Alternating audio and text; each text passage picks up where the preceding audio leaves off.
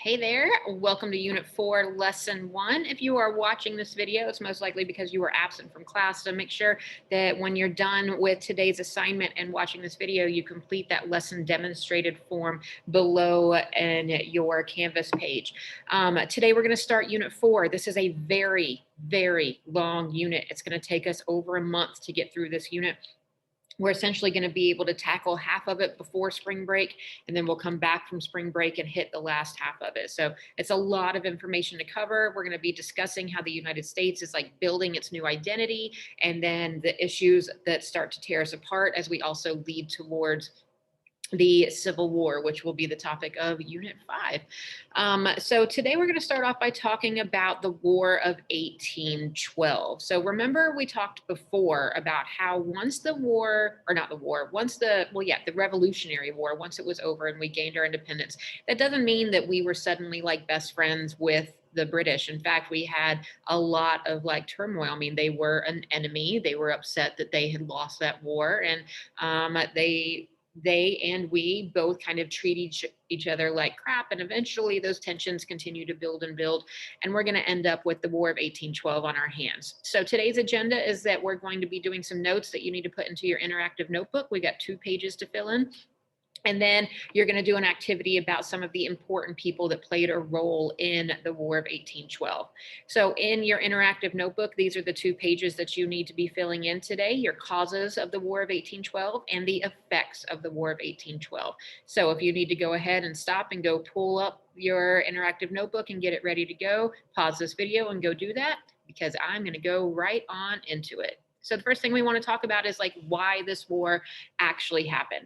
The first reason is that European war had been already broken out. The British were dealing with fighting Napoleon in France, and that the economy at the time, like all of these things, just ended up causing or leading to this war. Great Britain had issued a series of trade restrictions that were specifically designed to disrupt American trade with France. Remember, even though we've had some issues with them, we're still friends with France and allies with them. And now the British is trying to come in and stop us from being able to trade with them. And they're like, hello, we're not a part of this battle that you guys have going on over there. We just want to be able to do our business as a country. The second reason is because of maritime or naval issues out on the sea.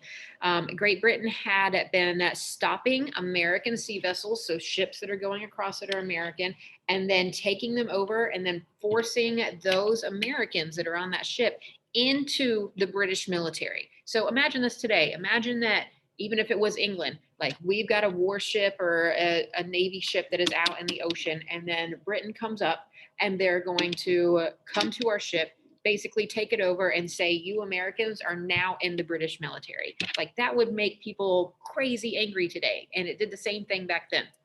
This practice of forcing these Americans to become British soldiers was known as impressment. And the British were going to justify this practice by saying, look, these people used to be subjects of the king before the American Revolution, that all Americans used to be English. So therefore, if you're loyal to the king once, you're always loyal to the king and subject to the king. And so therefore, that's how they justified it. The last reason is the idea of expansionism that I was talking about. So if you look here, your root word is obviously expansion. We're talking about the spreading of power and the spreading of land. Great Britain had violated American sovereignty or independence by refusing to surrender some Western forts that were promised to them. And so again, there's just this, remember, they own the area of Canada, so that they still have colonies in North America. So just because we won the Revolutionary War doesn't mean that they lost everything. We got our 13 colonies to become states, but they still had a lot of territory up in Canada. And so they were promised to give over some of these forts with the Treaty of Paris when the Revolutionary War was over, and then they basically just went back on that promise and did not follow through. They also, in an effort to continue to hurt America, would provide arms and support to Native Americans on the Western frontier who were wanting to attack American settlers that were trying to move out west. So that was going to make them mad. And then lastly, Great Britain as I already said, was controlling much of Canada. And many Americans simply just said, you know what, we need to just get the British out of here. Like, let's push them out, get the British to go away. We don't want to deal with them at all anymore. So now let's talk about the effects. We're not going to go through and talk about this battle and that battle. We just don't have time for all of that. What I need you to know is like what happened as a result of this war actually taking place. So the first is that we're going to see the decline of the Federalist Party. Remember, Alexander Hamilton and John Adams had created a very dominant party known as the Federalist Party in the beginning of our nation. Well, Alexander Hamilton has now been dead for about 8 years. He was murdered in the duel by Aaron Burr in 1804. So he's not around anymore to kind of lead the political party. And then a lot of members of the Federalist Party speak out loudly against the War of 1812. Some of them even say, like, we don't want to be a part of this. Let's take these New England states and just break off into our own country. And people are just getting really tired of like every single time you're upset, you're like, bye, we're going to leave you. We're supposed to be the United States of America, not united until you get mad about a decision that's made and then threaten to leave. So people just get really frustrated with the Federalists. And as a result, the Federalist Party takes a dive and is no more. It is essentially replaced by a new party known as the Whig Party.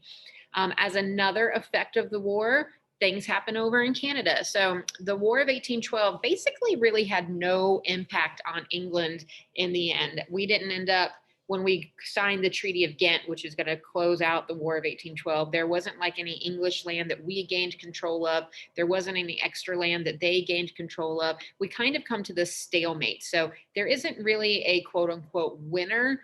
The British could argue that they won, considering the fact that they were able to keep all of their land in the Canadian area, and that this would ultimately pave the way for the Canadian Confederation and the Canadian government to be formed. Some historians actually believe that had it not been for the War of 1812, that Canada would have actually become a part of the United States eventually because of so many people moving into the area. However, that's not the way it goes, and England is able to still maintain control of that area. But the United States could argue that we won the war because of the fact that we didn't have to lose any of our territory once the war was over. And it really is going to cause a sense of change in the American mindset. So, the War of 1812, as it says down here, changed the course of American history. People start becoming more American instead of Virginian and Georgian and Pennsylvanian and stuff like that, New Yorkers. They start really seeing themselves as like, okay, we did this. We essentially were able to stop the British government again. And that puts us more onto a world stage and gives us some more respect. And people will start saying, like, I'm so proud to be an American. We are a strong country that people need to pay attention to. Now, honestly, there's a good chance that had the British not been fighting Napoleon at the same time and been distracted by wars over in Europe, they possibly could have actually come back and won, but that's just not the way that the hand was dealt and not the way that everything happened. So that's kind of your causes and effects. I now want you to know about some of the key players in the war. So you're going to be doing an assignment where you're going to look at, that's the wrong one. You are going to look at the important individuals who played a role in this war. So task number one, first and foremost, what is most important is that if you did not finish yesterday's Unit 3 test, you need to do that now. No questions, comments, like nothing, like go do it now, because you have until Thursday night at midnight to get it done, and the quarter is going to cut off. Technically speaking, any assignments from Unit 4 that we're doing this week are actually going to go onto next week's or next quarter's report card. So this report card will only cover Units 1 through 3. So what I want more than anything else is those tests to be completed. If you finish the assignment and then you want to improve your test score, remember that your test corrections have also opened up. So you've got the ability to do that. And then also just keep working on any missing assignments you might have. So let's talk about what this People of the War of 1812 assignment is. It's a pretty easy assignment. I give you all the links and everything you need. So I'm going to open up the document here. So you're going to be looking at different individuals. So Tecumseh in the war, you're going to be looking at Andrew Jackson, who becomes a huge war hero as a result of the war, um, James Madison, Henry Clay, John Quincy Adams, and then John C. Calhoun. So what you're going to do for each of these individuals is you are going to tell me, was this person a war hawk or a war dove? What that means is that if they were a hawk, they were somebody who supported the war. If they were a dove, that means they were somebody who was against the war. In order to tell me which one they are, you are simply going to click on the one that they are not, and then you will delete it so that if he is a war hawk, I will just see the war hawk in that area. So let me go back and put that back in place. The second thing you're going to tell me is how they actually contributed to the War of 1812. And then also, what are they known for after the War of 1812? So in order to get this information, you are going to click on each of their pictures. So if I click on Tecumseh right here, you're going to see that it's going to give me a link. I click on the link, I open that up, I read the information, and then I fill in this info about Tecumseh. And then the same thing, I'm going to click on Andrew Jackson's picture, and then poof, there's the information. I'm going to click on James Madison. There's the information. You'll notice for John Quincy Adams, when you get to his, it tells you to scroll down to the section where it talks about career and diplomacy. So you'll click here, open it up, and then go to that section to find your information. So once you get that done, you submit it, and then you are done. And make sure you're working on test corrections or anything else that you are missing, because the end of the quarter is in 2 days, and I cannot stress that enough. So as always, if you have any questions, comments, or concerns, reach out to me. You know how to get in touch with me, and I will see you guys next time. Bye, y'all.